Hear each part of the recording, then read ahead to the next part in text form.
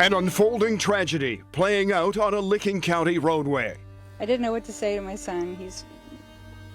It's very emotional right now. A deadly crash involving a busload of high school students, young band members heading to Columbus for a performance. This is our worst nightmare when we have a bus full of children involved in a crash. The wreck sending chills through the community. Parents, kids, families trying to cope with the pain as they think of the victims. I mean, it's pretty small, so like everybody knows everybody. We've got every angle of this developing story covered. Up to the minute information on the investigation into what led to it all. I just pray for everyone there and then for the nurses and doctors right now. The medical response detailing the lives that were saved and first-hand accounts from witnesses and families trying to process it all tonight. ABC 6 News at 5 starts with this breaking news alert. We begin tonight with tragedy striking in Licking County. A fiery crash along I-70, killing at least 3 people and injuring 18 others. The horrific moments captured on this video we've obtained, showing the flames engulfing a charter bus carrying students from an East Ohio high school, as well as a semi. You could see people being pulled from the bus even while explosions are happening. There were a total of 57 people on board the bus. It's something Governor Mike DeWine is calling, quote, our worst nightmare. The students are band members for Tuscarawas Valley High School. We look at the video of the school there on the right of your screen. On the left, a map showing you where it's at. It's just south of Canton, about 2 hours northeast of Columbus. This afternoon, Governor DeWine ordering flags to fly half-staff in honor of the victims. A NODOT traffic camera also showing the thick smoke as first responders worked frantically to put out the fire this morning. It all started just before 9 when a semi rear-ended the bus, leading to a catastrophic chain of events. Here's a look at the aftermath from the ground and from our drone track, giving you an idea of just how bad this crash is. It's kept I-70 closed for hours, leading to miles of backup. We have a map showing you the exact area we're talking about here. The bus was traveling westbound toward Columbus on I-70. It was hit near 310 in Etna Township there, the junction. Band members were on their way to the Columbus Convention Center. A live look at the ODOT traffic cameras in the area right now. About 30 minutes ago, the eastbound lanes of I-70 opened back up. The westbound, though, will remain closed for a while because they need to repair the asphalt. And right now, the detour is State Route 158 to US 40 to avoid this area. And here's a look at Grant Medical Center, where some of the patients are tonight. The injured are being treated at a total of 7 hospitals, including Nationwide Children's. For the others not injured, they are reuniting with their families in Etna. Even for those going home, they're all part of a community left grieving and wanting answers. There's a lot to go over tonight, so we have team coverage for you, focusing on every angle. Kate Seifert live at Grant Medical Center. Stephanie Dupre live at the high school in Tuscarawas County. Isabel Hansen at the crash site. We're going to start with Carly Van Cleve getting an update from the governor tonight. Carly, what is he saying? Yeah, Bob Stacia, the governor, was just emotional this afternoon as he talked about those who died in this tragic bus crash. Before I get to him, I want to step out of the way to show you what traffic looks like where I'm at. This is State Route 310. This was the detour that was being used earlier today as that traffic was being rerouted from the bus accident. The governor says he's just heartbroken. He talked with some families earlier, and all he could say was that he was just sorry. Listen to this emotional moment earlier as he addressed the media. So again, I just want to express my deepest sympathy on behalf of the people of the state of Ohio. To all the families, everyone who has been injured, everyone who, family who had a member who died. This is just a tragedy that no one, you can hardly ever imagine it, and it's the worst nightmare for, I'm sure, the superintendent, worst nightmare for the families, worst nightmare for the teachers. And so our hearts go out to them and our prayers. They're going to try to unfold this crash and just kind of take a step back in time and try to recreate the crash as it happened. So we have an understanding of exactly what occurred today. So it's going to take some time. I also talked with Lieutenant Nathan Dennis. He says that there were 18 people on that bus that were injured. 15 of them were children. He says his team is going to be working tirelessly to just try to figure out what happened in this crash. They're going to be remapping where each of the cars went just to help bring some more answers to this terrible accident that happened. And of course, we will be providing updates. And as well, Governor DeWine has ordered flags at half-staff throughout the day to honor those lives taken far too soon. Live on your side, I'm Carly Van Cleve, ABC 6 News. Thank you, Carly. Again, the westbound lanes of 70 remain closed tonight. As we told you moments ago, the eastbound lanes have just reopened. Let's send things over now to Isabel Hansen, who is live at the crash scene. Isabel, what else are you learning? Stacia and Bob, more than 8 hours after the deadly crash, several first responders and emergency vehicles are still here at the scene. Before we show you, I want to say it can give you pause looking at the scene, thinking about the Tusky Valley students who got on a bus this morning to go play with their band, only to experience a horrific tragedy.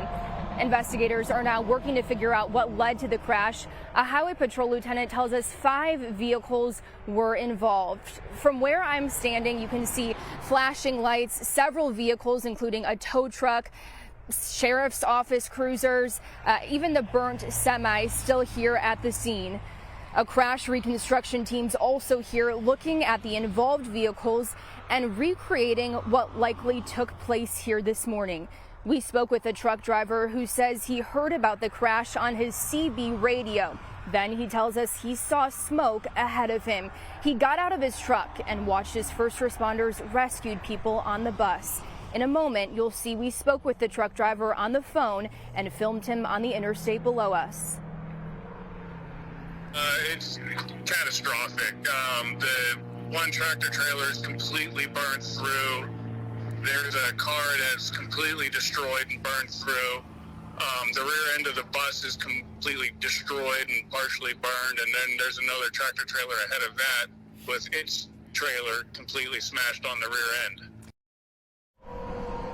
Chris McNeil says this is the worst crash he's seen in his 10-plus years of truck driving. As investigators work here at the scene, 70 westbound near 310 remains shut down. ODOT's working to reopen it as soon as possible. About 2 hours northeast of the scene, Stephanie DePray's with the Tusky Valley community. She's been with them all day. Steph, what are you hearing from families? Well, Isabel, employees, sheriff's deputies, Ohio State Patrol, they've been out here all day, and they're still out here tonight.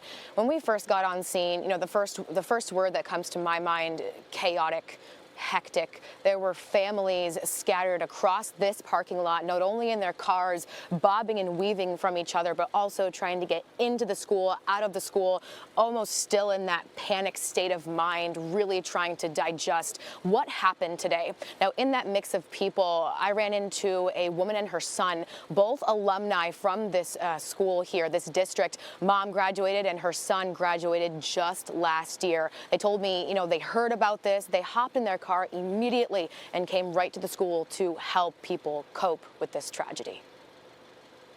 So I'm not really worried about the specifics right now, but I know there's a lot of grief right now, and I know that a lot of people are hurting, and so we just need to really pray and ask God to help all of our people here and students who maybe aren't understanding the calamity of this right now. Just after tragedy hit, Susie Gordon and her 19-year-old son, Landon, rushed to the Tusky Valley School District to help anyone who needed it.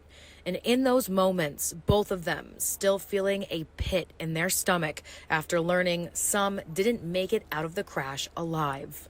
How tragically and how scary that would be. So you said you looked at you're not really referring to social media, but have you seen the photos? Just one that was hard to look at because it's so big. The superintendent released a statement earlier today sharing the heartbreaking news with this community and offering support. Now, a portion of that said, quote, "Our Trojan family is strong, and it will take that strength and love to get throughout these coming challenging days." Now, kids were dismissed this afternoon around 2:45. Each student had an adult right by their side walking with them, whether that be a parent, a teacher, walking them to their families' cars, to the buses so they could jump on, go home safely. Now, I also want to add that I saw a lot of emotion today, a lot of tears, a lot of hugs. This community, though I'm told, is strong, and they're going to get through this together. Now, I also asked the district. I've been in contact with them throughout a good portion of today since we've been here throughout the day. I did ask about classes. Will classes be canceled for tomorrow? Will it be canceled throughout the week? And that is still not clear at this time. The last I heard from a staff member while we were here is that the administrators who make those decisions have been at the crash site all day long. And from what I was told, I don't think they've made their way back here to the school just yet. And now I want to toss things over to Kate Seifert, who is live for us at Grant Medical Center. Kate, I know you've been there through a good portion of the day. I'm sure a lot of emotion for you, too, watching all of this unfold. And I know a lot of the victims from this crash have been taken to our local area hospitals back in Columbus, right? Yes, Steph, you're exactly right. This is one of several Central Ohio hospitals where victims from that deadly highway crash were taken earlier this morning. As we have been telling you, 18 people were injured, taken from that bus and to Central Ohio hospitals. 15 of those 18 were juveniles. Now, we want to walk you through some of the locations throughout our area where those victims were taken. Take a look at your screen. We tried to map it out for you. So far, we know that 5 patients were taken to hospitals within the Ohio health system, all suffering minor injuries. There were 3 patients taken to Mount Carmel and Reynoldsburg. Just about 5 minutes ago, I got a text from their team letting me know that all 3 of those people have been discharged from the hospital. 4 people were taken to Mount Carmel East. 1 of those people was then transferred to Nationwide Children's. We're waiting for an update on their conditions. I've also been texting with the team from Nationwide Children's. They tell me they should have an update for me shortly. We've also been in contact with Licking Memorial for an update on possible patients transported there, and we are waiting to hear back. Now, as I mentioned, we are in constant communication with the teams from our Central Ohio hospitals, and we'll keep you updated as we get new information. The coordination by all of these healthcare systems is strategic as to not overwhelm one trauma center with an influx of patients. That being said, each of these hospitals approaches the situation with a plan. We're learning more about that from the Vice President of Surgery here at Ohio Health. I liken it to NASCAR pits.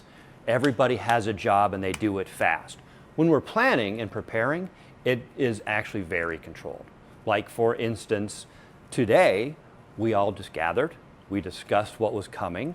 Do we need to open incident command? Who's here? Who do we need to call in?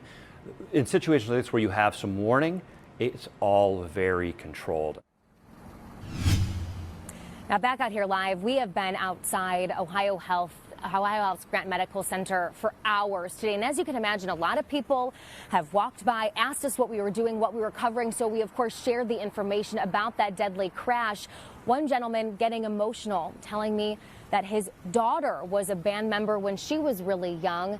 So he's feeling heartbroken now for the families dealing with this tragedy. This hits home for a lot of people. A day that was supposed to be fun, a school event to go make good memories, ended in tragedy.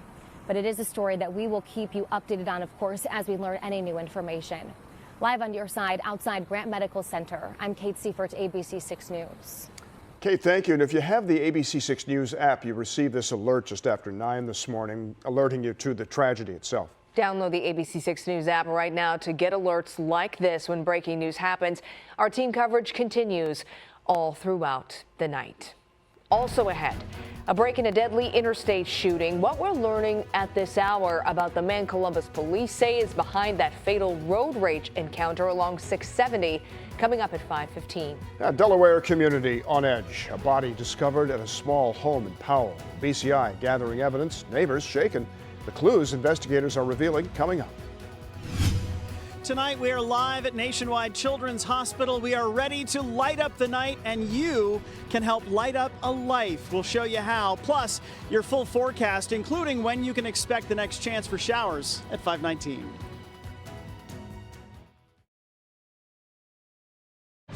We want to update you on our breaking news tonight. 3 people dead, 18 others injured after a fiery crash along I-70 in Licking County involving a charter bus carrying students from Tuscarawas Valley schools. We'll send things back out live to Isabel Hansen, live at that scene along I-70. Isabel?